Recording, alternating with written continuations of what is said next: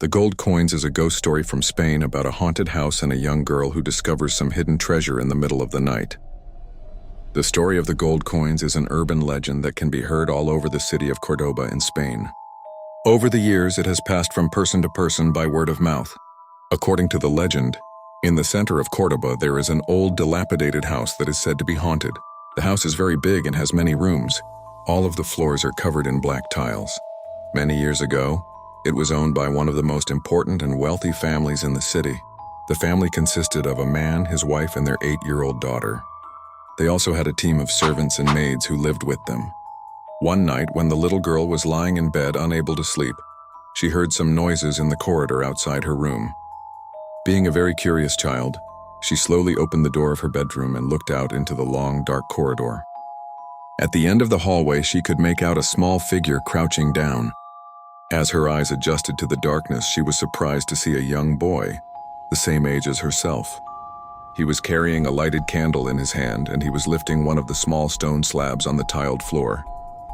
She watched as the young boy took something from his pocket and placed it beneath the tile. After he replaced the tile, the boy suddenly vanished into thin air. The little girl couldn't believe what she was seeing. She looked back down the corridor and noticed that one of the maids had been peeking out of her own bedroom door and had witnessed the same strange scene. The maid grabbed a candle and came hurrying over to the little girl. They both knew what they had seen.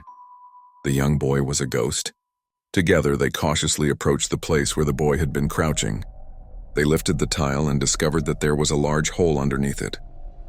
Peering down into the hole by the dim light of the candle, they noticed something glittering. The maid held up the slab as she lowered the little girl into the hole.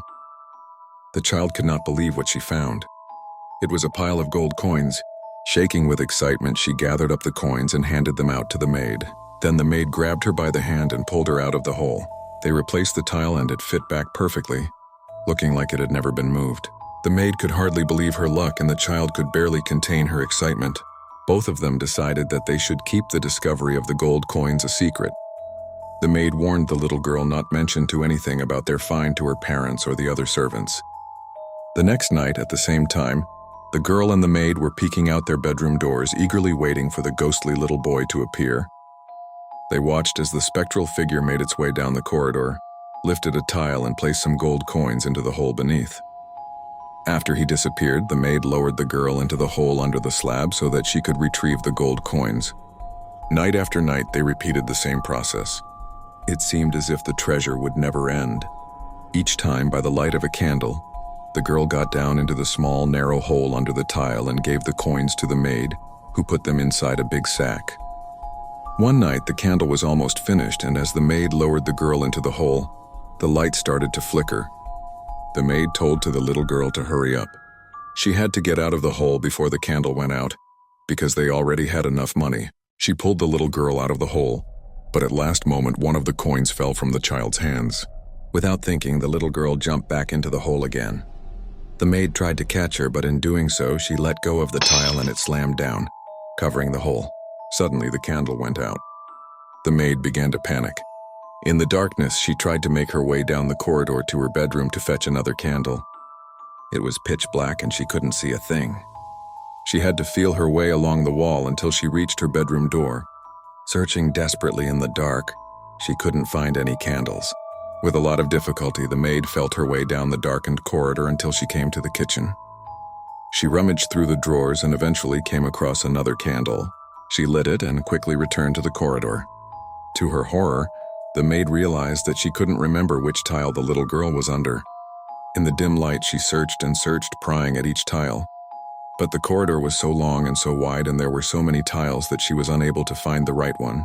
Finally, she gave up, and clutching her bag of gold coins, she went back to bed. In the morning, the little girl's parents woke up to find that their daughter had disappeared. They questioned the servants, but each one said they had no idea where the little girl could be. A complete search of the entire house was organized, but it turned up nothing. The distraught parents were baffled by their daughter's mysterious disappearance.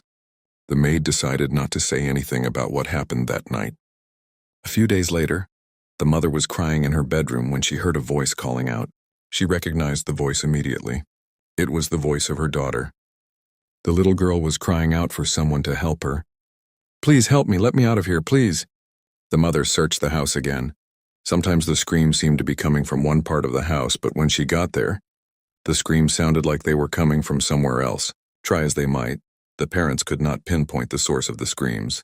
The father dug up floors, demolished walls, and punched holes in ceilings, all in an effort to figure out where the girls' cries for help were coming from.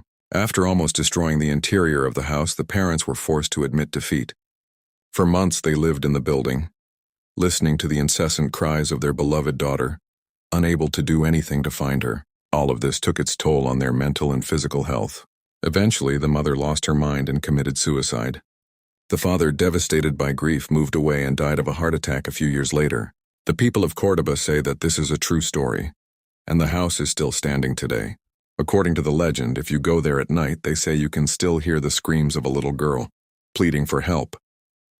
The house has become famous all over Spain, and sometimes teenagers visit the place at night to test their courage and see if they can find any gold coins.